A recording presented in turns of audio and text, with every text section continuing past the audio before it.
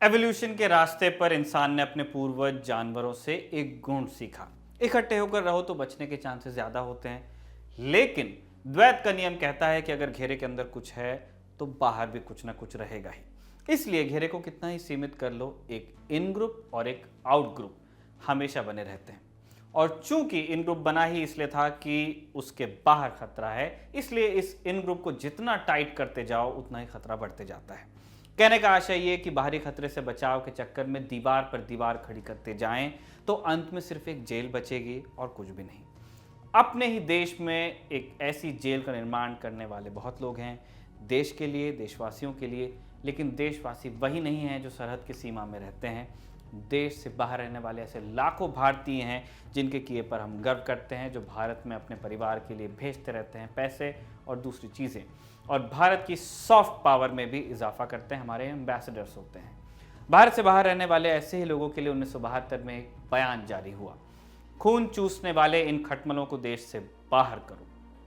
इंसान ने कहा होता तब भी लोग मान लेते। यहाँ तो दावा किया गया है कि ये ईश्वर का आदेश है, और इस एक आदेश ने 90,000 भारतीय मूल के लोगों को अपना सब कुछ बेचकर भाग जाने पर मजबूर कर दिया। किसने जारी किया था ये बयान, कौन थे ये लोग जिन्हें खटमल की संज्ञा दी गई, और क्या था ये पूरा किस्सा, चलिए जानते हैं। नमस्कार, मेरा नाम है निखिल और आप देख रहे हैं तारीख, जिसमें हम सुनाते हैं उस तारीख से जुड़ी भारत की ऐतिहासिक कहानियां। आज 9 दिसंबर है और आज की तारीख का संबंध है एक तानाशाह से।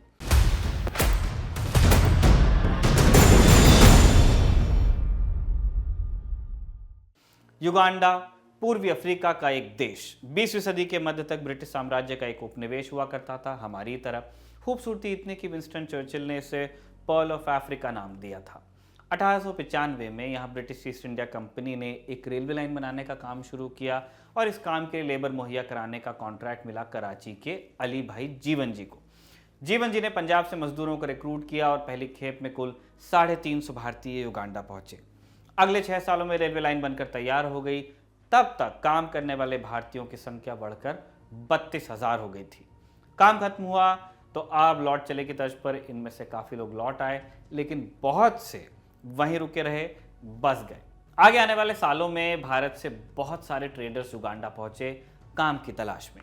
इनमें से गुजराती ट्रेडर्स की संख्या सबसे ज़्यादा थी। वो वैसे भी कम्युनिटी ट्रेड में इन्वॉल्व रहती है, जो युगांडा के भारतीय डायस्पोरा की मांग को देखते हुए व्यापार करने पहुंचे हुए थे। इन लोगों ने यहाँ व्यापार किया, खूब फले फूले, इतना कि 1960 तक आते आते भारतीय युगांडा में करीब 40% व्यापार के मालिक हो चुके थे, जबकि गिनती में उनका परसेंटेज था सिर्फ 1% लोग 40% ट्रेड पर काबिज हैं, मेहनत से ही। लोकल लोगों में इन लोगों के प्रति गुस्सा बढ़ता जा रहा था। इस वजह से वो मानते थे कि एशियाई मूल के लोग, जिनमें से अधिकतर भारतीय थे, युगांडा के लोगों को दबाते हैं।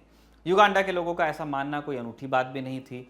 दुनिया के तमाम देशों में ये माना जाता है कि प्रवासी लोगों के चलते पुराने निवासियों का हक छिनता है। सोचिए, अपने यहाँ पे कौन कहता है ये, जबकि इसका कारण सोशल साइंस का एक बेहद मामूली फिनोमेना है। किसी देश, राज्य या शहर में प्रवासी लोग पहले से मौजूद लोगों के मुकाबले ज़्यादा तरक्की कर पाते हैं, क्योंकि प्रवासी व्यक्ति के लिए ये सर्वाइवल की लड़ाई होती है। उसे अपनी जड़ पकड़नी है और आगे बढ़ना है, क्योंकि वो लोकल नहीं है, कहीं से आया है, संख्या में वो सुरक्षा नहीं ढूंढ सकता है। ये वैसा ही है जैसे शेर और हिरन की रेस में ज़्यादा बार हिरन ही जीतता है, चूंकि हिरन के लिए ये जीवन और मृत्यु का मसला है और शेर के लिए केवल भूख का। इसीलिए दुनिया के समस्त देशों, राज्यों या शहरों में ये देखा जाता है कि पहले से रहने वाले लोगों के अनुपात में प्रवासी ज़्यादा सफल हो पाते हैं। जो बाहर से आता है अच्छा कर पाता है। बहरहाल, किस्से पर लौटते हैं। युगांडा के स्थानीय लोगों के गुस्से का फायदा उठाया एक आदमी ने। गुमनामी से निकला एक सिपाही, एक बॉक्सिंग चैंपियन, जो पहले ब्रिटिश आर्मी में कुक बना। कद काठी मजबूत थी तो प्रमोट कर सीधे लड़ाई के मैदान में भेज दिया गया, और बाद में एक अफसर भी बना। नाम था इदी अमीन डाडा, जिसे युगांडा के लोग पहले बिग डैडी कहकर बुलाते थे, और बाद में युगांडा का कसाई। साल 1962 में युगांडा को आज़ादी मिली। नई सरकार में इदी अमीन के ऊपर वॉर क्राइम्स का आरोप लगा। तब प्रधानमंत्री मिल्टन ओबोटे ने उनका साथ देते हुए न केवल उनके गुनाह माफ कर दिए, बल्कि उन्हें आर्मी में कैप्टन भी बना दिया। कुछ साल बाद इदी अमीन की मदद से ओबोटे ने तख्ता पलट किया और राष्ट्रपति हो गए। ओबोटे के राज में इदी अमीन की ताकत में और इजाफा हुआ। 1970 में उसे तीनों सेनाओं का कमांडर नियुक्त कर दिया गया, और इस दौरान उसे सेना में फंड इतना घायल उसने किया, सेना को जो फंड मिलता था उसमें, कि ओबोटे को उसकी बर्खास्तगी का निर्णय लेना पड़ा। उन्होंने से उसने में ट्रांजिशन ऐसे ही हुआ है, इंसान से जानवर बनने की प्रक्रिया यहाँ शुरू हो गई है। इससे पहले कि यह हो पाता, ईदी अमीन ने तख्ता पलट करते हुए खुद सत्ता पे कब्जा जमा लिया। 25 जनवरी 1971 को युगांडा में सैन्य तख्ता पलट के बाद ईदी अमीन देश का राष्ट्रपति बन गया। उसने खुद को एक नई उपाधि भी दी, महामहिम आजीवन राष्ट्रपति, फील्ड मार्शल अल हदजी डॉक्टर ईदी अमीन डाडा। धरती के सारे प्राणियों और समुद्र की मछलियों का मालिक और युगांडा में ब्रिटिश साम्राज्य का विजेता। शीत युद्ध के दिन थे, पुरानी सरकार की सोवियत संघ से नजदीकी थी, इसलिए ब्रिटेन और अमेरिका ने ईदी अमीन का खूब स्वागत किया, उसे बकिंगम पैलेस तक में आने का न्योता दिया। लेकिन एक तानाशाह आखिर कब तक अपने असली इरादे छुपा पाता। सत्ता संभालते ही उसने तंजानिया पर आक्रमण की योजना बनानी शुरू कर दी। फांसीवाद का पहला लक्षण, देश से बाहर एक दुश्मन खोज लो। ब्रिटेन ने हथियार देने से इनकार किया तो ईदी अमीन ने ब्रिटेन के खिलाफ बयानबाजी शुरू कर दी। तंजानिया के खिलाफ लोगों को अपनी तरफ करने के लिए वो एक मंत्र खोजने की कोशिश में था। 1969 तक युगांडा में केन्याई लोगों को दुश्मन बताकर देश से भगा दिया जा चुका था। एक दुश्मन पहले ही इन लोगों ने भगा दिया था, लोग रह रहे थे, दुश्मन डिक्लेयर किया, भगा दिया। तब 30,000 केन्याई नागरिकों को युगांडा छोड़कर भागना पड़ा था। ऐसे में नए दुश्मन की खोज जरूरी थी, क्योंकि एक तो भगा दिया था। तंजानिया एक अलग मुल्क था, लोगों को रैली करने के लिए जरूरी था कि युगांडा के अंदर ही दुश्मन खोजा जाए। और फिर सामने आया फांसीवाद का दूसरा लक्षण, जो फांसीवाद का एसेंशियल एलिमेंट है, एक वर्ग विशेष या समूह के प्रति दुश्मनी का बिगुल फूंकना। ईदी अमीन ने एशियाई मूल के लोगों के खिलाफ इसके बाद जहर उगलना शुरू कर दिया। पुरानी सरकार ने भी एशियाई मूल के खिलाफ छोटे मोटे कानून बनाकर उनके व्यापार पर बंदिश लगाने की कोशिश की थी, और ईदी अमीन भी उसी नीति को आगे बढ़ा रहा था, लेकिन किसी कानून के बल पर नहीं, अपने सपनों के बल पर। अगस्त 1972 में उसने एक ऐलान किया। उसने कहा कि ईश्वर उसके सपने में आए और उन्होंने कहा, इन खून चूसने वाले विदेशियों को देश से बाहर करो। उसने कहा, एशिया के लोगों ने हमें गाय समझ रखा है, उनकी रुचि गाय का दूध लेने में तो है, लेकिन उसे चारा खिलाने में नहीं। इसके बाद उसने एशियाई मूल के लोगों को देश निकाला दे दिया, और इनमें से अधिकतर भारतीय थे। आदेश जारी हुआ कि एशियाई मूल के सभी लोगों की संपत्ति पर कब्जा कर लिया जाएगा और उन्हें मात्र 55 पाउंड देकर देश से बाहर निकाल दिया जाएगा। देश छोड़कर जाने के लिए लोगों को सिर्फ 90 दिन का वक्त दिया गया, और आखिरी तारीख तय की गई थी आज की, यानी 9 दिसंबर 1972। शुरुआत में एशियाई मूल के इन लोगों को लगा कि ईदी अमीन सिर्फ बयानबाजी कर रहा है, लेकिन जब सेना ने लोगों की संपत्ति पर कब्जा करना शुरू कर दिया तो लोगों को असलियत का एहसास हुआ कि यह आदमी सीरियस है, सीरियस गाय। लोगों ने अपनी सारी संपत्ति बेचकर इसके बाद देश से बाहर जाना शुरू कर दिया, मजबूरन। अब इन भाग रहे लोगों में अधिकतर भारतीय थे, लेकिन खुद भारत तब बांग्लादेशी शरणार्थियों की समस्या से जूझ रहा था। भारत की सरकार ने इसे युगांडा का आंतरिक मामला बताते हुए कोई खास कदम नहीं उठाए। सरकार ने अपने प्रतिनिधि युगांडा भेजे, लेकिन सिर्फ 10,000 लोगों को भारत लौटने दिया। नतीजतन पूर्वी अफ्रीका में रहने वाले भारतीय समुदाय का भारत से मोह भंग हो गया। हमेशा उनकी शिकायत रही कि उनके अपने ही देश ने मुश्किल में उनका साथ नहीं दिया। युगांडा से निष्कासित ज्यादातर लोगों ने ब्रिटेन और कनाडा में शरण ली। ब्रिटेन के एक शहर लिसेस्टर में युगांडा से आने वाले भारतीयों का विरोध होने लगा। लिसेस्टर काउंसिल ने युगांडा के अखबार में इश्तिहार दे दिया कि वो लोग लिसेस्टर ना आए, लेकिन इसका असर उल्टा हुआ।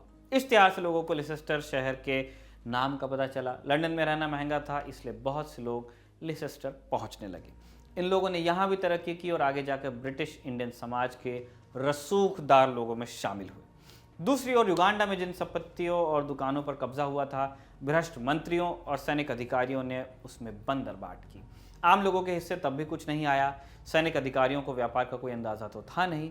नतीजा हुआ कि सब धंधा चौपट होने लगा और इकोनॉमी का सत्यानाश हुआ। भारतीय और एशियाई मूल के लोगों को देश से निकालने के बाद युगांडा के लोगों को अपनी गलती समझ में आई।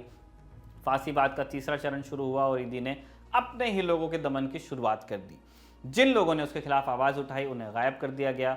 अगले कुछ साल में लगभग 5 लाख लोगों को मार दिया गया। उसने अपने घर के अंदर ही टॉर्चर चैम्बर बनवाए और अपने राजनीतिक दुश्मनों को टॉर्चर किया। इसके बाद ईदी अमीन के बारे में मशहूर था कि वह हथौड़े से दुश्मनों का सर फोड़ दिया करता। इतना ही नहीं, मारे गए लोगों के शवों के साथ छेड़छाड़ भी की गई। युगांडा के मेडिकल समुदाय के बीच ये बात आम थी कि मुर्दाघर में रखे बहुत से शवों के गुर्दे और लिवर जैसे अंग गायब मिलते थे। उसके घर में एक फ्रिज में मानव सरों के मिलने की बात भी पता चली थी। इसके बारे में पूछा गया तो उसने कहा, मुझे मानव शरीर के मांस का स्वाद पसंद नहीं, ये बहुत नमकीन होता है। 6 साल तक युगांडा पर आयरन फिस्ट के साथ रूल करने के बाद 1978 में ईदी अमीन ने तंजानिया के खिलाफ युद्ध छेड़ दिया। फांसीवाद का आखिरी चरण आ चुका था। शुरुआत में उसे सफलता भी मिली, लेकिन बाद में तंजानिया के कगेरा पर उसने कब्जा किया, लेकिन ये दांव उसके लिए उल्टा पड़ा। 1979 में तंजानिया की सेना और उसके देश के निर्वासित नागरिकों की फौज युगांडा नेशनल लिबरेशन आर्मी ने जवाबी हमला शुरू कर दिया। लीबिया के तानाशाह गद्दाफी की सैन्य मदद से भी कोई फायदा नहीं हुआ। तब राजधानी कंपाला पर कब्जा होने के बाद वो जान बचाकर लीबिया भागा। इसके बाद सऊदी अरब के शाह ने उसे राजकीय अतिथि का दर्जा देकर अपने देश में शरण दी। 1980 से लेकर अपनी मौत तक वो सऊदी अरब के जद्दा में निर्वासित के तौर पर 24 साल तक रहा। 4 अगस्त 2003 को किडनी की बीमारी के चलते उसकी मौत हुई। न्यूयॉर्क टाइम्स को दिए इंटरव्यू में जब ईदी अमीन से पूछा गया कि क्या उसे अपने किए पर कोई अफसोस होता है, तो उसका जवाब था नहीं, केवल नॉस्टैल्जिया है। जब उससे पूछा गया कि उसकी क्या इच्छा है कि लोग उसे किस तरह याद रखें, तो उसका जवाब था सिर्फ एक महान एथलीट। अब आते हैं एपिलॉग पर। तारीख बताती है कि जर्मनी में जब यहूदियों का नरसंहार हुआ तो शुरुआत गैस चैम्बर से नहीं, दुकानों से हुई। छोटे छोटे से कई कानून बनाए गए जिनसे यहूदियों को सामाजिक जिंदगी से अलग किया गया। शुरुआत में लोगों को लगा, पूरी दुनिया को भी लगा यही बात कि इतने तक ही सीमित रहेगा, ये सब कुछ ज़्यादा हल्ला करने से कोई मतलब नहीं है, ये छोटे छोटे कानून हैं। जब तक असलियत से पाला पड़ा, 60 लाख यहूदी गैस चैम्बर की भेंट चढ़ चुके थे। जर्मनी में जो हुआ, तब से फांसीवाद को लेकर पॉलिटिकल डिस्कोर्स में कहावत ने जन्म लिया, बॉइलिंग फ्रॉग। यानी अगर एक मेंढक को उबलते पानी में डाल दो तो वो मर्तबान से कूदकर भाग जाएगा, जबकि दूसरी तरफ अगर उसे ठंडे पानी में डालकर पानी धीमे धीमे गर्म करो तो भागने की बजाय मेंढक सामंजस्य बना लेगा और उसी पानी में उबलकर उसकी मौत हो जाएगी। वैसे तो ये बात झूठ है, मेंढक ऐसा व्यवहार करता नहीं है, लेकिन मुहावरे से जो संकेत दिया जा रहा है वो 100% सही है। तानाशाही और फांसीवाद की शुरुआत बहुत छोटे छोटे कारणों से होती है, और अगर उन्हें शुरू में नहीं पहचाना जाता तो जब तक फांसीवाद अपने असली रूप में आता है तब तक बहुत देर हो चुकी होती है। तारीख के इस एपिसोड को लिखा था हमारे साथी कमल ने और कैमरे पर इसे रिकॉर्ड किया था हमारे दोस्त बाला ने। देखते रहिए दी ललन टॉक।